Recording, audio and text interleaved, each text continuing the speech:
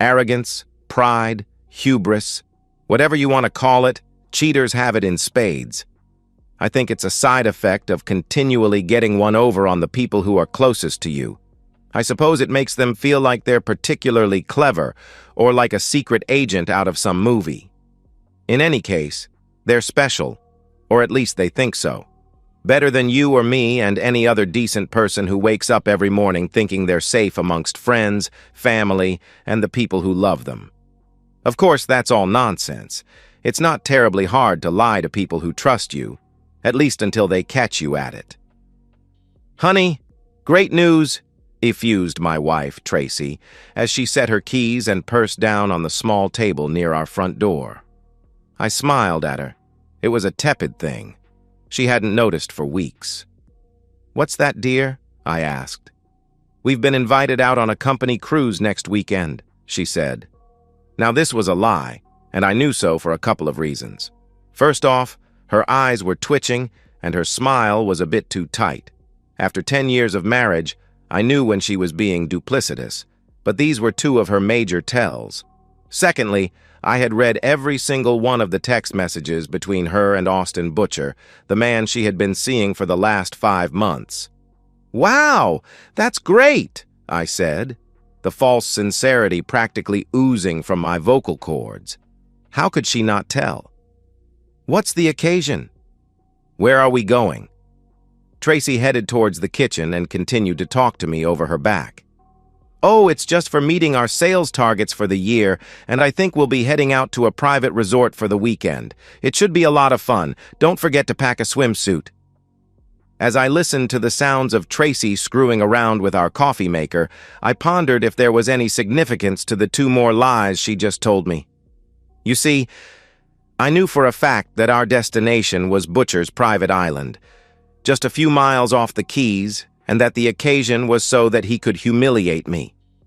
Text messages, remember? Just as Tracy appeared with her customary after-work Keurig cappuccino, I wondered, not for the first time, if I should just serve the divorce papers and take off for parts unknown. It definitely would be the sensible thing to do. At least far more sensible than getting on the private yacht of a millionaire that wants to embarrass you. However, I did have a couple of advantages over Butcher and my wife. For starters, I knew everything about their plans, but perhaps more importantly, the 2 of them were dumber than doctor posts.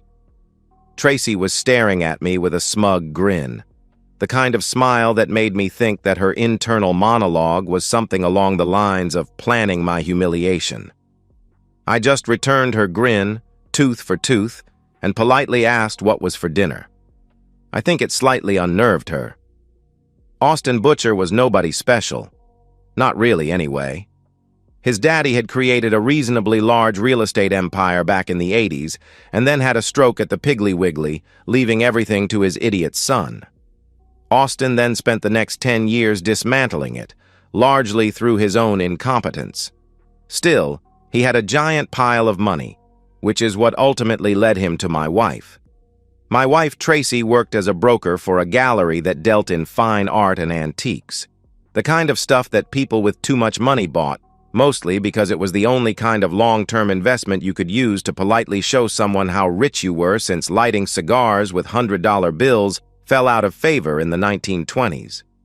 Butcher had an office he needed to furnish, and Tracy had a commission she wanted to collect. The rest, as they say, is history. Honestly, I think it began innocently enough. I still remember Tracy walking through that door with a beaming smile, waving around a commission check like she won the lottery. It had been a hard year for us, the COVID lockdowns having turned our local economy into a tailspin, so Tracy's unexpected windfall was more than welcome. She practically leapt into my lap and kissed me with a fervor that I hadn't felt in what seemed like years. That's how depressed we all felt at the time. "Oh, honey," she exclaimed, "we have this new rich guy client and he's spending money like it's water." If I had been paying more attention, I think I would have seen the dollar signs in her eyes, hindsight being 20/20 and all that. It was kind of cute in a way. She bought me presents, at least at first. She talked about Austin all the time. That was less cute. Eventually, she stopped talking about him altogether, and I never saw her wave another check as she walked through the door, but I knew the money was still coming in. Until it wasn't. I probably would have remained blissfully ignorant of my impending date with Austin Butcher if my wife had been more intelligent. I have a theory about Austin that I won't bore you with, but to summarize in a nutshell, I think he has some serious psychological issues that express themselves in unusual ways. Sorry, I got sidetracked. Tracy is not very bright. She opened a secret bank account and used our home address. I found the statement. There was a lot, and I mean a lot of money in it. More than the both of us typically made in a year. I was a bit stunned, so I asked her in a roundabout way over dinner that night. "Hey, babe," I said while pushing my peas around on my plate. "What happened to those big commission checks? I noticed you haven't gotten one in a while." Tracy, to her credit, only dribbled her red wine out of the corner of her mouth instead of doing a full-on spit take. She floundered for a moment. The little hamster that ran the wheel in her brain was obviously chugging overtime. "I think he moved." I have to admit, I almost laughed at her. She was acting like a preteen who got called out for cheating on her boyfriend. "Oh, don't worry about him. He moved. We don't ride the bus together anymore." "You mean that big real estate guy, right? What was his name again?" I was pretending not to know who he was to allay any concerns she had that I might be onto her. It was probably a waste of effort, because as I mentioned before, Tracy is dumber than a bag of hammers. Austin something, I think," she said. Now, I'm sounding flippant, recounting all this after the fact, but at the time, Tracy's juvenile attempt at deflection hit me like a gut punch. It was at that moment that I was pretty sure my marriage was over. Still, I held out a little bit of hope. Maybe she was just seeing him for the money. I know, it sounds pathetic to me now as well. But hey, your brain plays a lot of bizarre tricks when it's trying to rationalize your entire life and a 10-year marriage going down the drain. So sue me. It wasn't until later that night when I woke up and unlocked Tracy's phone. She never bothered to change her code, she's not too clever, all right, and read her text messages that I fully understood how bad the situation was. I didn't cry, I'll give myself that, but it took me about 2 weeks until my stomach didn't feel like it wanted to rebel at odd times during the day. Anxiety will do that to you if you don't deal with it, and the best way for me to deal with it was to start working on a plan. Knowing where you're going, at least sometimes, is just as good if not better than knowing where you've been. Their plan, like them, was very simple. They were going to drug me at dinner, then with the help of one of the yacht crew who was actually a bodyguard, they'd carry me to Butcher's suite, tie me to a chair, and then wake me up and start their games. They were going to take compromising pictures to blackmail me. Now, I need to point out that as good as this plan might sound to a moron, unless you want to go to prison for murder, you really shouldn't try to drug people with sleeping pills and booze. I'm serious. You can kill someone that way. And you definitely shouldn't discuss such a plan in text messages, especially ones your husband has copied to a cloned phone being held by his lawyer. I mean, if your husband was less scrupulous, he might decide to reverse your dumb plan, be a bit less careful about how many pills he feeds you, and then just claim that you messed up your plan, because, as self-evident, you are not very smart and wrote it all out.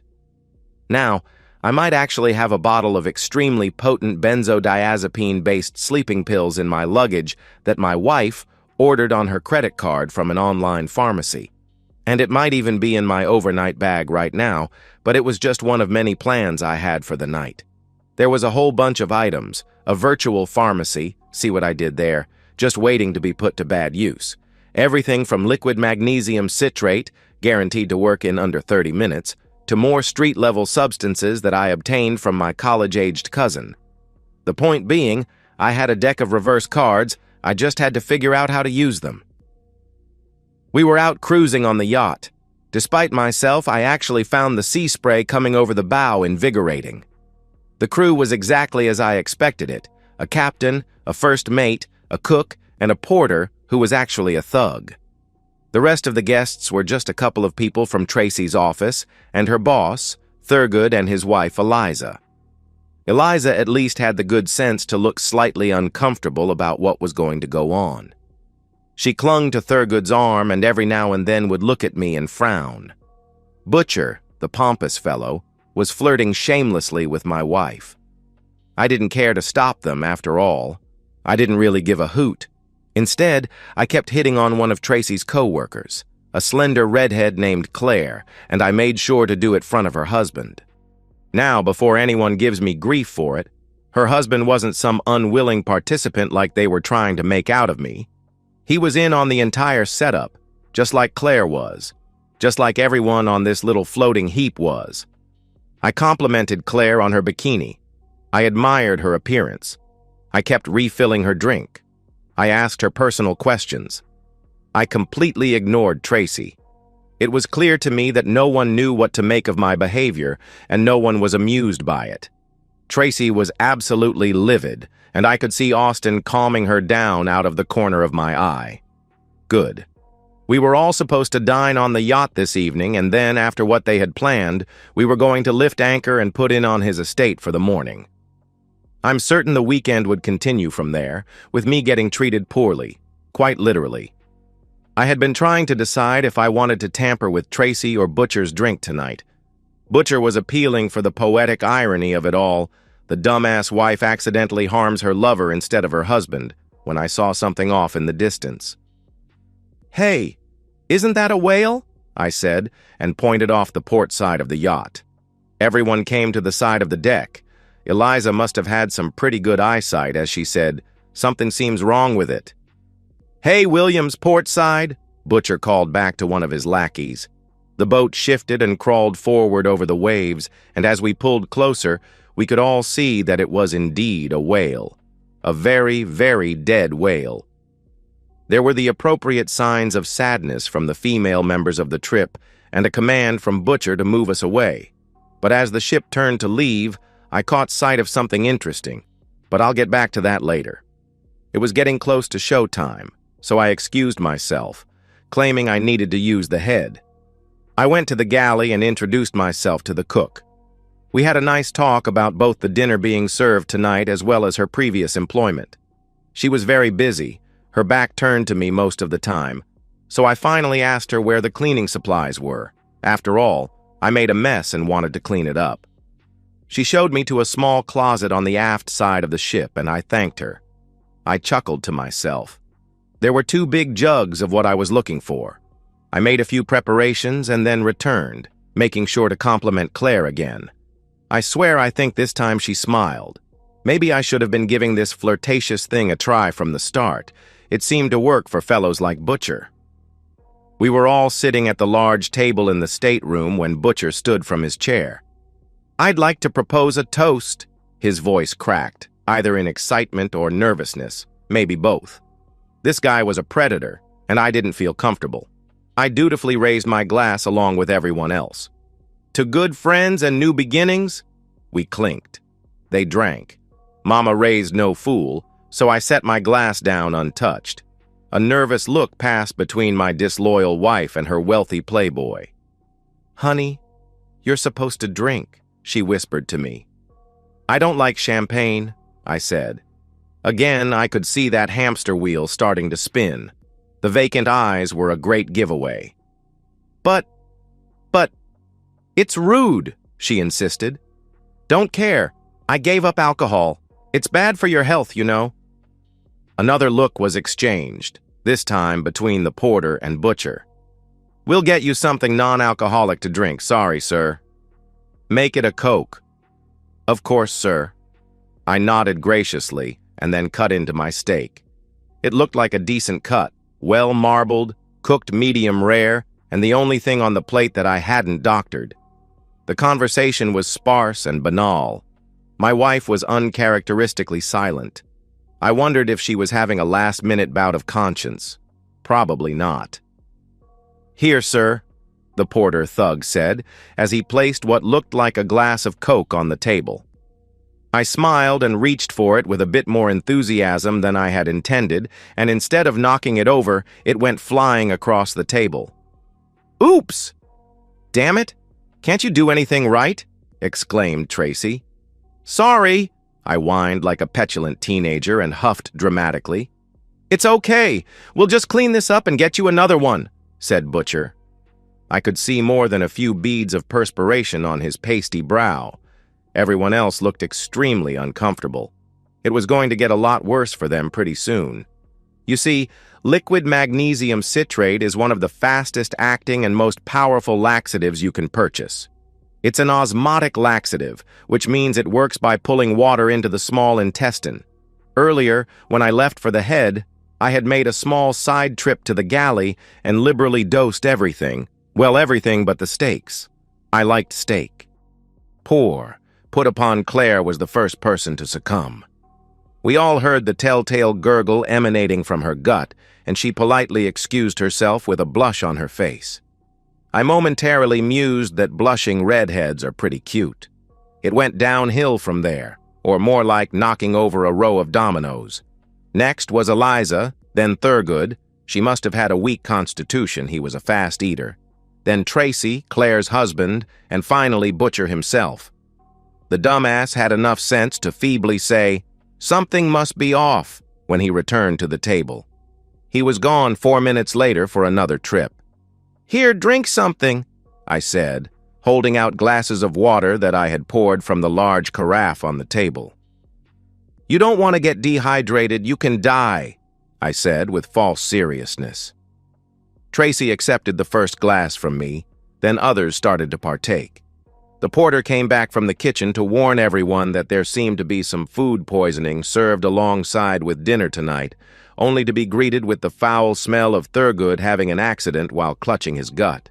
Now, those of you who are clever, or particularly fiendish, probably realize that me offering water to everyone wasn't an act of altruism. I mean, of course it wasn't, right? No, every glass was liberally dosed with MDMA, better known to most of you as ecstasy. Now, if you thought a yacht filled with troublemakers literally having digestive issues was funny, just imagine that, but also experiencing altered states.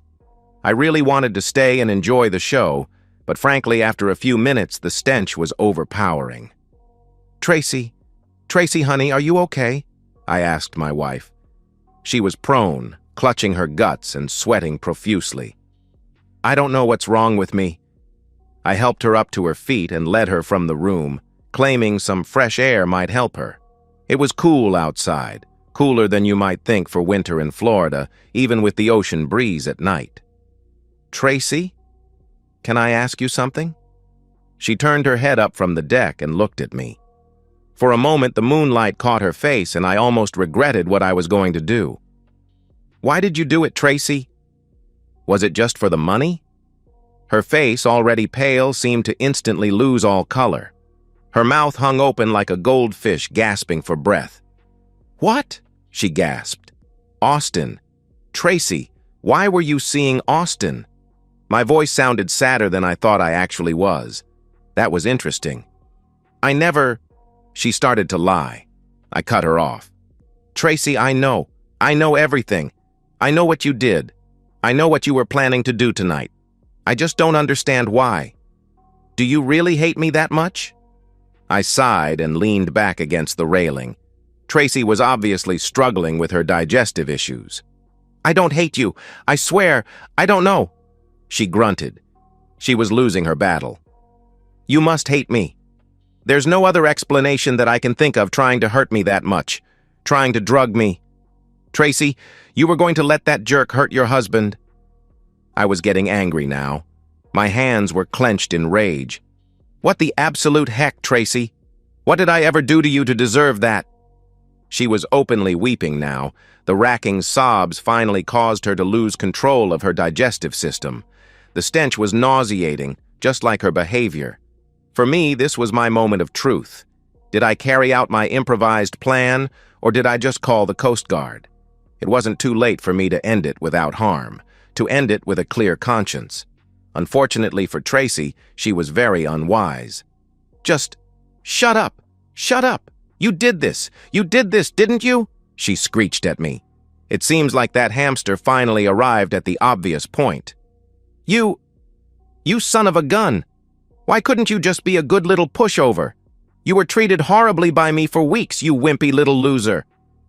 The moonlight caught Tracy again, and this time, instead of the sweet and beautiful girl I married, I finally saw her for what she was. A piece of work. And you know what they do with unwanted things at sea? They toss them overboard. "Put me down!" she screamed as I heaved ho and tossed her over the port side of the yacht. It wasn't that far down, but she hit with an impressive splash. There was a blessed moment of silence, and then she broke the surface of the water, and the yelling began again. "You jerk! Get me out of here, you loser!" she screamed. I sighed. What an unpleasant person. You see, as I mentioned briefly before, it was winter in Florida. A lot of people probably don't know this, but I was a science teacher, and as observed earlier in the day, when it's winter in Florida, sometimes schools of great white sharks retire to our waters. The interesting thing I saw before dinner was the telltale dorsal fins circling the half-eaten whale corpse. This alone wouldn't mean much, but I'm a science teacher, and hell, I love Shark Week on television. I watch it every time it's on. I knew that there were two things that sharks really love, more than blood even, sound and urea. Well, Tracy was making a lot of sound, especially with her thrashing around in the water. The urea was supplied by the 2 big jugs of ammonia I had tipped out an open window on my way back to complimenting Claire. Tracy was just launching into another round of insults when she let loose with an unearthly wail. "My leg!" she bellowed. Yup. Just like catnip for sharks. Or sharknip, I guess. I hadn't thought it would really work, and truthfully, I would have been just as happy to see her drown at this point, but the science teacher in me was more than a bit tickled.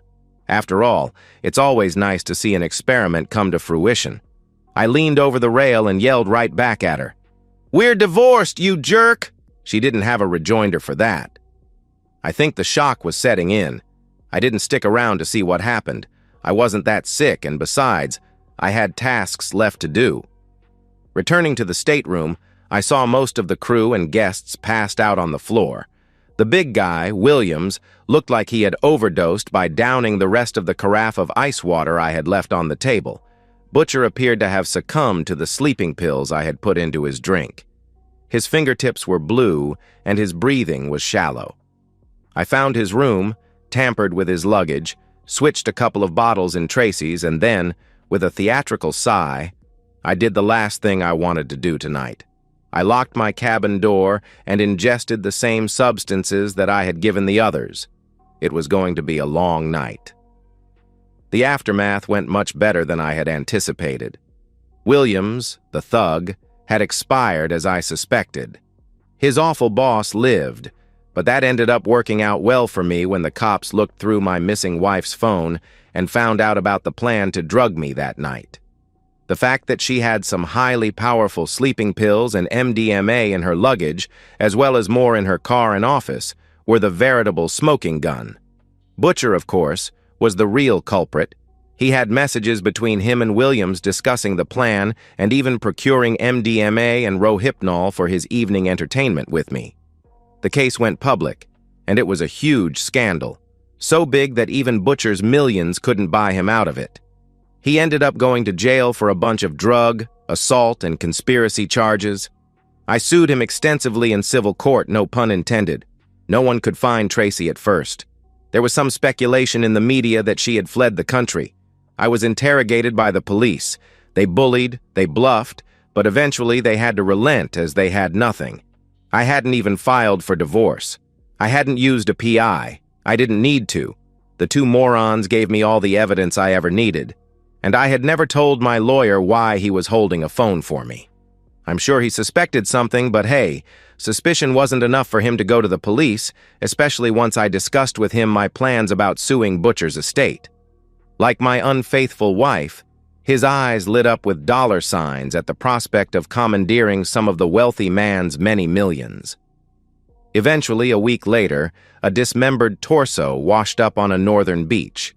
It was the obvious victim of a shark attack. They identified it as Tracy from the serial number on her remaining implant. The cop visit started again, but by this time I think everyone was over it. The police explanation was that she had fallen overboard and been eaten by sharks. It was more or less true after all. It was 2 years later when I was vacationing at an all-inclusive resort at Playa del Carmen when I met my future wife, Rebecca. Like me, she was a teacher, and also like me, she had been cheated on by her ex. As with all redheads, I thought she was very cute when she blushed. I remember her coming to my suite on that second night and gasping at how well appointed it was. "Rick, I thought you were a high school teacher. How did you afford all this?" she asked me. I checked her eyes for dollar signs and didn't see any. She took the scotch I had made for her and reclined on the couch. "Well, my dear," I said with an impish grin, "you see my lawyer. He was a real shark." And so, we've reached the end of today's story. Was it what you expected, or did it take a twist you didn't see coming? I'm curious to hear your thoughts. Share them in the comments below, and let's get a conversation going. If this story kept you hooked, make sure to hit that like button. And if you're new here or just haven't subscribed yet, now's the perfect time to join our community. I bring you fresh, captivating stories every day, so click that subscribe button and turn on notifications so you never miss out. Thanks for watching, and I'll see you in the next one.